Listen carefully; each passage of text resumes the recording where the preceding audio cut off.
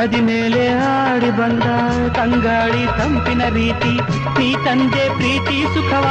ಇಂದು ನನ್ನಲ್ಲಿ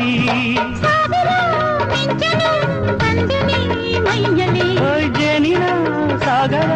ಕಂಡೆ ಈ ಮಾತಲ್ಲಿ ನಾನು ನಿನ್ನ ನೆರಳಂತೆ ಎಂದೆಂದು ಬರೆದಿದೆ ನನ್ನ ಹೃದಯವು ಒಂದು ಕವಿತೆಯ ನುಡಿದಿದೆ ನಿನ್ನ ಹೆಸರನ್ನು ಚೆನ್ನ ಅತಿಶಯ ನೀ ಪ್ರೇಮದ ನವಚೇತನ